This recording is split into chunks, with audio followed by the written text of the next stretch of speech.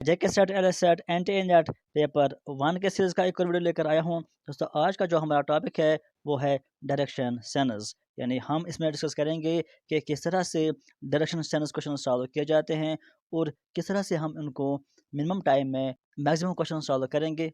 और इसके अलावा इसमें हम ये भी पढ़ेंगे कि डायरेक्शन सेंस में किन किन चीज़ों का ख्याल रखना होता है जिसकी वजह से क्वेश्चन अच्छे से अंडरस्टैंड हो जाते हैं। अगर वहाँ पे गलती हो गई तो क्वेश्चन रॉन्ग भी हो सकता है। कुछ चीज़ों का ख्याल रखना होता है जब आप क्वेश्चन पढ़ेंगे और जब आप क्वेश्चन सॉल्व करने लगेंगे। अगर आपने उन चीज़ों का ध्यान दिया तो आपका क्वेश्चन इजीली सॉल्व हो पाएगा। तो वो सब हम यहाँ पर आज देखेंगे।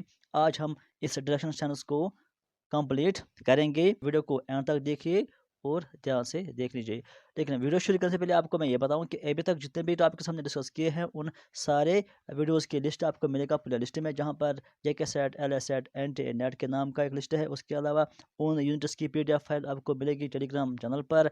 अगर आप में से किसी ने अभी तक टेलीग्राम चैनल ज्वाइन नहीं किया है तो आज ही ज्वाइन कीजिए और वहाँ से PDF फाइल देख लीजिए। इसके अलावा अगर आप में से किसी को पेपर 2 एजुकेशन है उसके वीडियोज़ भी आपको मिलेंगे प्ले लिस्ट में, जहाँ पर एजुकेशन पेपर 2 के नाम का एक अलग लिस्ट है। तो चलिए हम शुरू करते हैं आज का टॉपिक डायरेक्शन सेंस। दोस्तों डायरेक्शन सेंस पर आपको पहले मेन चीज़ याद रखना होगा कि मेन जो डायरेक्शंस होती हैं वो 4 डायरेक्शंस होती हैं। इतना तो आप सबको याद होगा, लेकिन फिर भी हम यहाँ पर रिवाइज करेंगे इसको थोड़ा सा।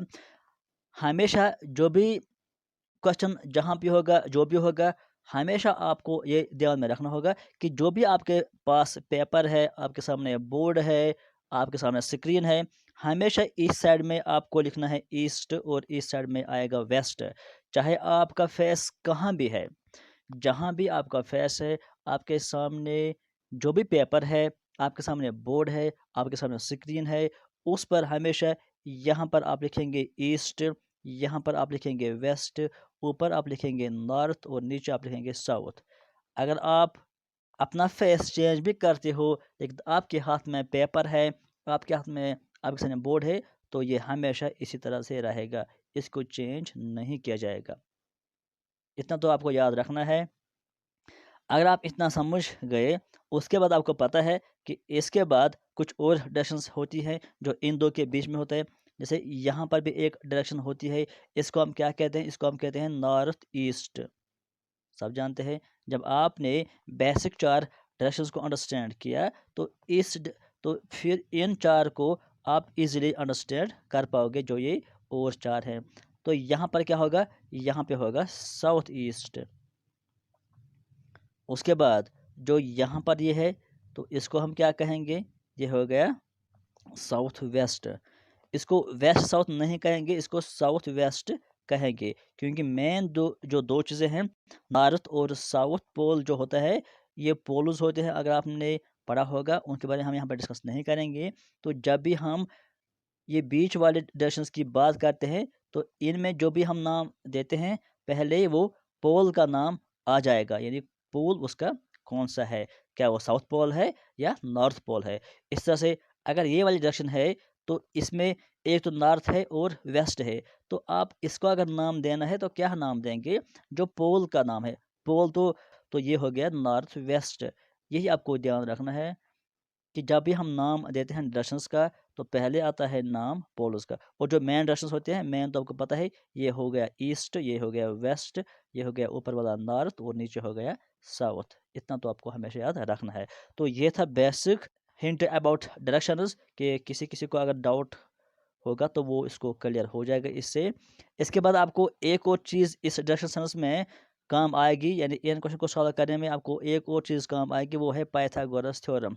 ये पाइथागोरस थ्योरम भी आपने 9th 10th क्लास में पढ़ा होगा, या उसके बाद भी अगर आपने कोई एग्ज़ाम दिया होगा तो इसके बारे में आपने सुना होगा या आपने देखा होगा कि अगर हमारे पास कोई भी ट्रायंगल होता है, राइट ट्रायंगल होना ज़रूरी है, तब पाइथागोरस थ्योरम इस्तेमाल वहाँ पे कर लेते हैं। इतना आपको ध्यान देना होगा कि पाइथागोरस थ्योरम हम तब इस्तेमाल करते हैं जब हमारे पास राइट एंगल ट्रायंगल होगा। अगर हमारे पास कोई इक्विलेटरल ट्रायंगल है या आइसोसेलेस ट्रायंगल है तो उस वक़्त हम इस पाइथागोरस थ्योरम को इस्तेमाल नहीं करते हैं। सिर्फ जहाँ पे एक एंगल राइट होता है किसी ट्रायंगल में तो उसको हम कहते हैं राइट एंगल ट्रायंगल, तो उस केस में हम पाइथागोरस थ्योरम इस्तेमाल करते हैं। तो अब हम इसके बारे में डिस्कस करेंगे कि ये होता क्या है। ये आपको पता है कि जो भी हमारे पास राइट एंगल ट्रायंगल होता है या जिसको हम कहते हैं राइट ट्रायंगल, उसमें ये वाला साइड होता है लॉन्ग वाला साइड, इसको हम कहते हैं हाइपोटेन्यूज, और जो बेस वाला एंगल होता है उसको हम कहते हैं बेस, और इसको हम कहते हैं परपेंडिकुलर। ये आप सबको पता है, यानी जो एंगल से रिलेटेड होता है उसको हम कहते हैं बेस, और जो एंगल के अपोजिट होता है उसको हम कहते हैं परपेंडिकुलर। तो इतना आपको पता है कि एक होता है हाइपोटेन्यूज, एक होता है बेस, और एक होता है परपेंडिकुलर।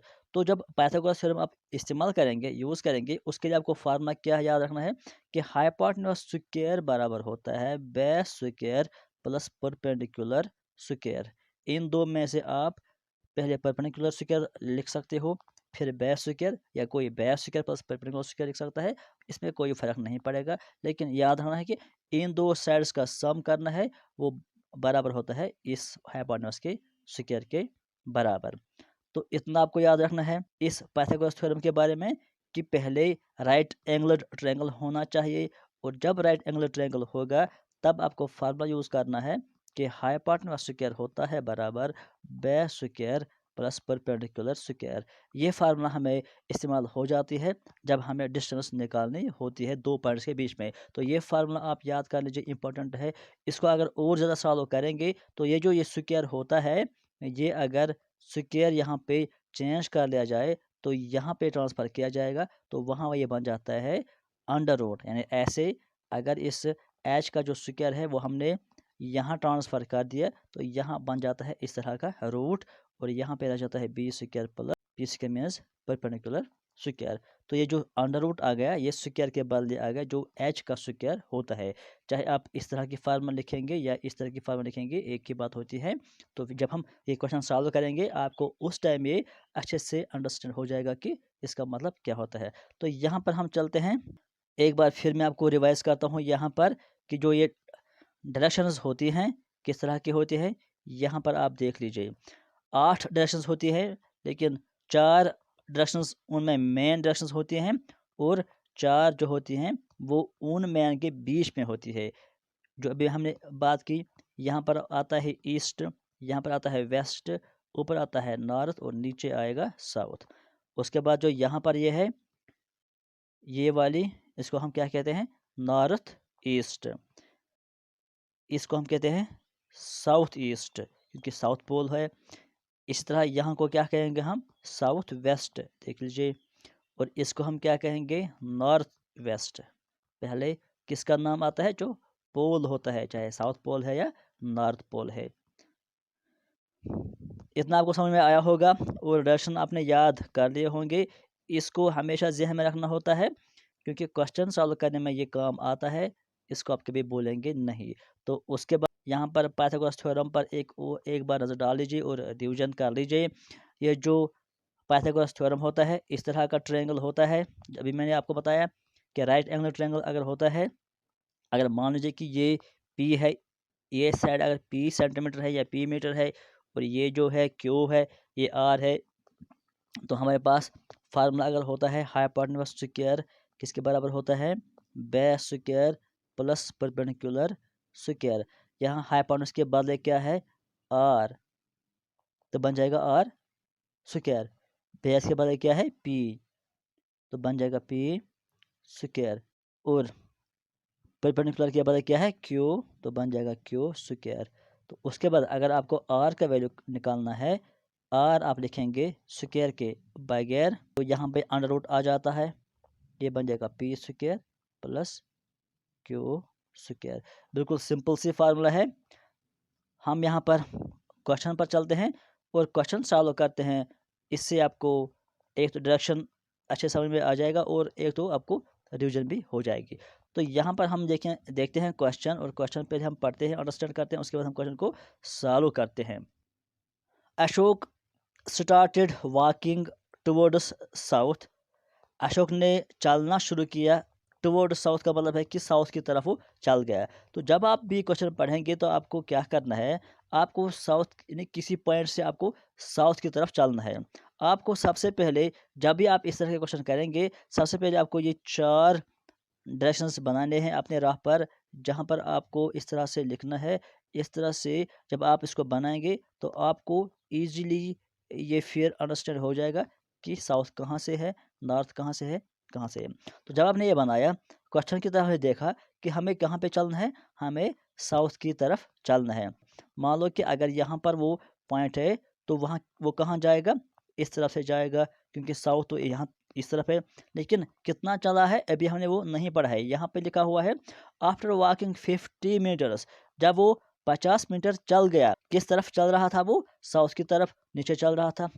उसके बाद कहा जब वो 50 मीटर चला, ही टुक ए राइट टर्न, उसके बाद उसने राइट टर्न लिया। तो यहाँ पर आप ध्यान दीजिए, पहले आप लिख लीजिए कि उसने 50 यहाँ पर मीटर वो चल दिया, उसके बाद उसने राइट टर्न ले लिया। तो यहाँ पर बहुत सारे स्टूडेंट्स कंफ्यूज होते हैं जो पहली बार इसको पढ़ते हैं कि राइट लेना है या लेफ्ट लेना है। तो इस टाइम वो किस तरफ लेंगे, यानी राइट कहाँ से होगा उस पर्सन का, या लेफ्ट कहाँ से होगा, वो अपने आप को वहाँ पे कंसिडर करते हैं तो क्वेश्चन गलत हो जाता है। या यहाँ पर आपको याद रखना है कि हमेशा जहाँ पर भी इस तरह का क्वेश्चन आएगा, आपको ध्यान क्या रखना है, आपको ये रखना है कि जहाँ पे भी राइट टर्न आएगा, राइट टर्न का मतलब है कि आपको क्लॉकवाइज चलना है। जहाँ पर लेफ्ट आएगा वहाँ पे आपको ध्यान देना है कि वहाँ पर एंटी क्लॉकवाइज। अब ये क्लॉकवाइज और एंटी क्लॉकवाइज कुछ स्टूडेंट्स को शायद मालूम नहीं होगा। क्लॉकवाइज का मतलब होता है कि जिस तरफ क्लॉक के जो हैंड्स चलते हैं उसको हम कहते हैं क्लॉकवाइज। अगर क्लॉक के हैंड्स के अपोजिट हम चलेंगे उसको हम कहते हैं एंटी क्लॉकवाइज। आप सब वो जानते हैं कि अगर इस तरफ से घड़ी है तो इस तरफ से हैंड्स चलते हैं, तो इसको हम कहते हैं क्लॉकवाइज। अगर हम उल्टा चलेंगे इस तरफ तो इसको हम कहते हैं एंटी क्लॉकवाइज, एंटी क्लॉकवाइज। तो यहाँ पर अगर राइट चलना है तो मतलब क्लॉकवाइज, यानी यहाँ से चलेंगे आप तो इसको हम कहते हैं क्लॉकवाइज, यहाँ से चलेंगे इसको हम कहेंगे क्लॉकवाइज। इतना आपको याद रखना है कि राइट होता है हमेशा क्लॉकवाइज और लेफ्ट होता है एंटी क्लॉकवाइज। फिर उसका फेस चाहे ईस्ट साइड में है, चाहे वेस्ट साइड में है, चाहे नॉर्थ साइड में है, चाहे जहाँ पर भी उसका फेस है, जहाँ भी वो चल रहा है वहीं से आपको क्लॉकवाइज चलना है जब भी बात आएगी राइट टर्न। इस बात का अगर आपने ध्यान दिया और आपने याद रखा तो आपको कभी भी लाइफ में इस तरह का क्वेश्चन गलत नहीं होगा। तो यहाँ पर हम क्वेश्चन को आगे बढ़ाएंगे कि उसने कहा कि जब वो 50 मीटर चल गया, उसके बाद उसने क्या किया, उसने राइट टर्न लिया। राइट का मतलब क्या है, क्लॉकवाइज। तो अगर वो यहाँ पर है तो क्लॉकवाइज कहाँ हो गया कि वो यहाँ इस तरह चलेगा। और जब उसने राइट टर्न ले लिया यानी क्लॉकवाइज वो मुड़ गया तो कितना चला वो 30 मीटर। यहाँ पर वो कितना चला, 30 मीटर चला इस तरह से। उसके बाद उसने कहा ही देन टुक ए राइट टर्न, उसके बाद उसने फिर राइट टर्न ले लिया। जब वो यहाँ पर चला 30 मीटर, उसके बाद उसने फिर राइट टर्न ले लिया, मतलब इस तरह से, यानी क्लॉकवाइज इस यहाँ से होता है। तो यहाँ पर उसने मोड़ लिया और कितना चला वो 100 चला। और यहाँ पर इस बात का भी आपको ध्यान देना है, जब भी आप ये फिगर चलाएंगे तो आपको डिस्टेंस का ख्याल रखना होता है। जब भी आप फिगर बनाएंगे, पहले हमने यहाँ पर इतना फिगर अगर बना लिया तो ये 50 मीटर हमने मान लिया, तो फिर हमने यहाँ पर चला तो यहाँ पर 30 मीटर। तो आपको अंदाजा करना है कि इतना यहाँ से जितना हमने लेंथ दिया तो यहाँ 30 वाला लेंथ उसे थोड़ा सा हम कम डालेंगे ताकि वो दिख भी जाए कि 50 से ये कम है। इस तरह से जब यहाँ पर हमें ड्रा करना है और यहाँ पे 100 करना है, हमको पता है कि यहाँ पर जो ये था ये 50 है, तो इसका मतलब यही कि कम से कम इस लाइन से तो ज़्यादा होना ही चाहिए। अगर हम इतना ही ड्रा करेंगे यहाँ से यहाँ तक तो इसके बराबर वो हो जाएगा, तो वो 50 ही मीटर हो जाएगा। लेकिन हमें हमें ये मेजर करके नहीं डालना है, लेकिन हमें अप्रॉक्सीमेटली फिगर में दिखाना है कि ये वाला साइड इस साइड से बड़ा दिखना भी चाहिए, क्योंकि ये 100 है और ये 50 ही है। तो इस तरह से फिगर में आपको ध्यान देना है। तो हम आगे चलेंगे क्वेश्चन में कि जब उसने यहाँ पर चला तो कितना चला वो 100 मीटर। 100 मीटर जब वो चला उसके बाद उसने क्या किया, ही देन टुक लेफ्ट टर्न। तो मतलब यहाँ पर जब वो पहुँचा तो उसने लेफ्ट टर्न ले लिया। लेफ्ट का मतलब है एंटी क्लॉकवाइज, तो यहाँ से चलेगा वो। तो जाहिर सी बात है यहाँ पे आपको ध्यान देना है, जब वो यहाँ पर था तो यहाँ पर उसने लेफ्ट, लेफ्ट का मतलब है कि इधर चलेगा वो, यानी वो इस साइड में चलेगा, इधर मोड़ करेगा वो। तो वहाँ पे कितना चला वो, वहाँ पे वो 30 चला। तो इतना को हम यहाँ पे हम लिखेंगे 30 मीटर वो चला। उसके बाद उसने स्टॉप किया, मान लो कि यहाँ पर उसने स्टॉप कर लिया। उसके बाद हमें क्वेश्चन पूछ रहा है कि अब बताइए कि जो उसका इनिशियल पॉइंट था, how far and in which direction was he from the starting point. आपको बताना है कि स्टार्टिंग पॉइंट से लेकर अब वो जहाँ पर है कितना दूरी पर है और किस डायरेक्शन में है। यानी अगर वो यहाँ पर है, अभी स्टार्टिंग पॉइंट उसका ये था, तो हमें तो डिस्टेंस निकालना है। इस तरह से हम इसको ज्वाइन करेंगे तो ये हो गया डिस्टेंस। और अब हमें इसको हम निकालेंगे। और इसके अलावा जो हमें देखना है कि इन विच डायरेक्शन, वो किस दिशा की तरफ मूव कर रहा है, यानी अब वो किस दिशा में है। तो यहाँ पर अगर आप देखेंगे तो ये किस दिशा में है। अगर आप यहीं पर ग्राफ बना लेंगे, मान लो कि इस तरह से जो होता है, यहाँ पर जो 4 मेन डायरेक्शंस होती हैं, ये बन जाएगा ईस्ट, ये बन जाएगा वेस्ट, ये नॉर्थ और ये साउथ। तो आप देख लीजिए, तो ये वाला किस डायरेक्शन में आता है, ये आता है इस नॉर्थ वेस्ट में। तो ये बन जाएगा नॉर्थ वेस्ट। अब डिस्टेंस क्या है वो भी हम निकालेंगे, वो मैं दिखाऊंगा किस तरह से इसको निकालेंगे। यहाँ पर हम इसको देखते हैं। यहाँ पर फिर से देख लीजिए फिगर्स में, पहले वो साउथ की तरफ चला, यहाँ से 50 मीटर मैंने आपको दिखा दिया। उसके बाद उसने राइट टर्न ले लिया, कितना वो हो गया क्लॉकवाइज। और वो कितना चला वहाँ पे वो चला 30 मीटर। देख लीजिए 30 मीटर उसने राइट जब वो मुड़ा। और उसके बाद क्वेश्चन ने हमसे कहा कि फिर से राइट टर्न उसने ले लिया। 30 के बाद उसने फिर से राइट टर्न ले लिया। जब उसने राइट टर्न ले लिया तो वहाँ पर वो कितना चला 100, यानी ऊपर की तरफ वो 100 चला। यहाँ पर देख लीजिए इतना तो हो गया 50, यहाँ से 30, क्योंकि ये 30 तो 50 से कम होना भी चाहिए। और यहाँ पर ये 100 है, ये 100 इस 50 से बड़ा दिखना भी चाहिए। आप देख रहे हो कि बड़ा है, इस तरह से फिगर बनाना है आपको। लाइन थोड़ा सा बड़ा दिखना भी चाहिए अगर एक की लेंथ कम है और दूसरे की लेंथ ज़्यादा है। तो 100 के बाद क्वेश्चन ने कहा कि वो लेफ्ट की तरफ मुड़ा। तो यहाँ पर देख लीजिए लेफ्ट एंटी क्लॉकवाइज यहाँ होता है। तो जब वो उस तरफ मुड़ा तो कितना चला वो 30 चला। तो हम देखेंगे इस फिगर में कि जब वो 30 चला तो यहाँ पर आप देख लीजिए पहले क्या था, ये 50, उसके बाद 30 राइट, उसके बाद फिर से राइट 100, और उसके बाद लेफ्ट उसने किया 30 और यहाँ पर उसने स्टॉप कर दिया। जब उसने यहाँ पर स्टॉप कर दिया उसके बाद हमको देखना है कि डिस्टेंस क्या है। अब आप देख लीजिए यहाँ पर डिस्टेंस क्या है, इस पॉइंट को इससे ज्वाइन करना है तो डिस्टेंस आएगी। तो आप देख रहे हो यहाँ पर अभी यह राइट ट्रायंगल नहीं बन रहा है, लेकिन हम इसको थोड़ा सा यहाँ पर ज्वाइन कर देंगे ताकि ये राइट ट्रायंगल की तरफ बन जाएगा। अगर आप देख लीजिए यहाँ पर अब ये राइट ट्रायंगल बन गया इधर। तो हमें ये हाइपोटेन्यूज मतलब कि ये वाला साइड जो है हमें ये निकालना है कि ये कितना होगा। तो इसको कैसे निकालेंगे, आपको पता है कि यहाँ तक जो ये है ये 30 है, यहाँ तक जो ये है ये कितना है ये हमको अभी पता नहीं है, लेकिन ये जो है ये 30 है। तो इसका मतलब यहाँ तक जो ये है ये भी 30 होगा। तो ये तो 30 है, यहाँ पर इतना, ये भी पहले से ही 30 दिया हुआ है। तो टोटल यहाँ से यहाँ तक कितना हो गया वो 30 + 30 यानी इतना, तो वो 60 है। यानी एक साइड जो इस ट्रायंगल का है वो कितना है, वो 60 है। फिर से मैं आपको दिखाऊंगा कि यहाँ पर अगर ये ट्रायंगल है यहाँ से यहाँ तक, ठीक, तो इतना अगर 30 है और ये भी 30 है तो टोटल जो ये साइड है कितना बन जाता है, ये 60 बन जाता है। और दूसरा साइड इसका क्या है, दूसरा साइड यहाँ पर है, यहाँ से यहाँ तक ये कितना है ये हमें पता नहीं है, लेकिन इसको भी हम कैसे निकालेंगे यहाँ पर देख लीजिए। पहले मैं इसको क्लियर करता हूँ, फिर मैं आपको, यहाँ पर ये ट्रायंगल है और यहाँ इस तरह से है। देख लीजिए अगर यहाँ से यहाँ तक ये 100 है तो इसका मतलब यहाँ से यहाँ तक भी ये 100 होना चाहिए, क्योंकि लाइनें दो बराबर हो जाती हैं। उस 100 में से यहाँ तक जो ये है 50 है। अगर यहाँ तक ये 50 है, टोटल यहाँ से यहाँ तक 100 होना चाहिए, या अगर 50 है बाकी जो ये पार्ट बचा तो कितना होना चाहिए, ये भी 50 होना चाहिए, तभी जाकर वो 100 बन जाएगा।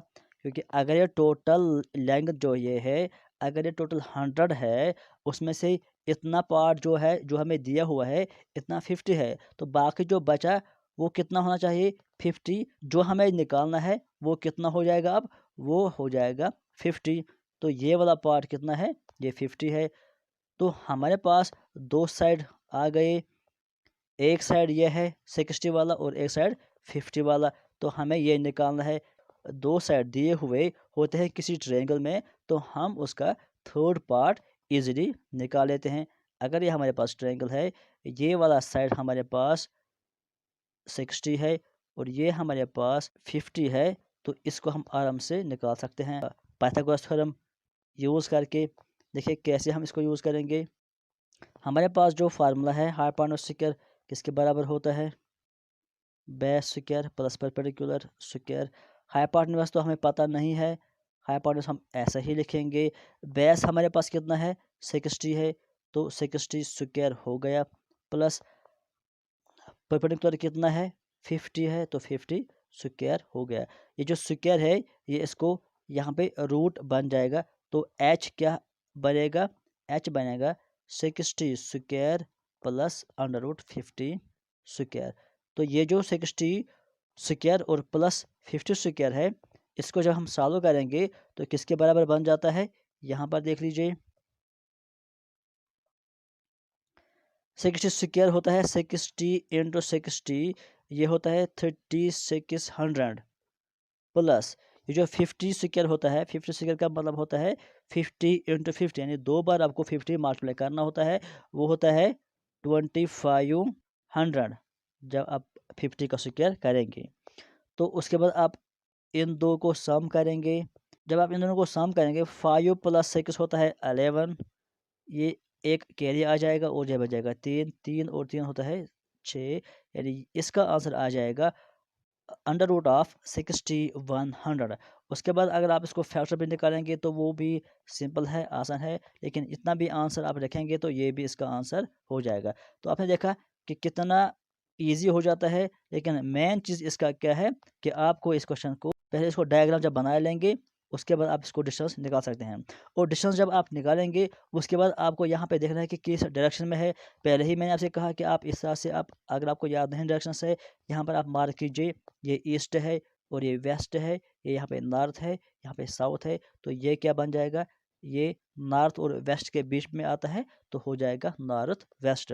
तो हम कहेंगे कि इस क्वेश्चन में जो लेंथ थी, डिस्टेंस जो थी, डिस्टेंस क्या थी? डिस्टेंस इसमें क्या था? Under root 6100। और डायरेक्शन क्या था? डायरेक्शन था नॉर्थ वेस्ट। ये इसका आंसर हो जाएगा। अब आपको यहाँ पर कुछ पॉइंट्स याद रखने हैं जो कि इंपॉर्टेंट है, की points related to distance and direction. सबसे पहले आपको बेसिक डायरेक्शंस याद रखने हैं, जो मैंने पहले ही आपको कहा कि ये ईस्ट होता है, यहाँ पर वेस्ट, यहाँ पे नॉर्थ, यहाँ पे साउथ, मेन चीज़ ये है। उसके बाद आपको पाइथागोरस थ्योरम याद रखना है कि वो कहाँ पे वैलिड होती है? जब राइट ट्रायंगल होता है। उसके बाद जो नेक्स्ट है कि राइट टर्न जो होता है वो ऑलवेज क्या होता है? Clockwise direction. ये मेन चीज़ आपको याद रखना है, हमेशा राइट टर्न क्या होता है? क्लॉकवाइज डायरेक्शन होता है। इसको आप याद रखेंगे तो कभी क्वेश्चन गलत नहीं हो जाएगा। और लेफ्ट टर्न जो होता है, जो लेफ्ट टर्न होता है वो क्या होता है? Always anti clockwise direction. इतना आपको याद रखना है। उसके बाद जो भी आप क्वेश्चन सॉल्व करेंगे उसको आपको step by step graph diagram produce करना है। जब भी आप क्वेश्चन पढ़ेंगे स्टेप बाय स्टेप आपको उसका डायग्राम ड्रा करना है। उसके बाद जब आपको डायरेक्शन निकालने हैं from the initial point two the final point, आपको क्या करेंगे? आपको इनिशियल पॉइंट और उस फाइनल पॉइंट को डायरेक्टली ज्वाइन कर देना है। उसके बाद ही आप उसके डिस्टेंस निकाल सकते हैं। जहाँ पर भी उसने चलना स्टार्ट किया होगा उस पॉइंट को आप ज्वाइन कर दीजिए उस पॉइंट से जहाँ पर उसने स्टॉप कर लिया, यानी स्टार्टिंग पॉइंट और जहाँ पर उसने स्टॉप कर दिया, जहाँ पर वो रुका, उस पॉइंट को आपको ज्वाइन करना होता है। उसी की आपको बाद में डिस्टेंस निकालनी होती है। आपको कुछ पॉइंट्स याद रखने हैं। अगर आप ये पॉइंट्स याद रखेंगे तो आप क्वेश्चन इजीली सॉल्व कर पाएंगे। उसके बाद जो नेक्स्ट टॉपिक हमारा रहेगा वो टाइम और वर्क है। ये भी बहुत इंपॉर्टेंट टॉपिक है, इसको हम डिस्कस करेंगे अगले वीडियो में। आज के लिए फिलहाल इतना ही। Thank you.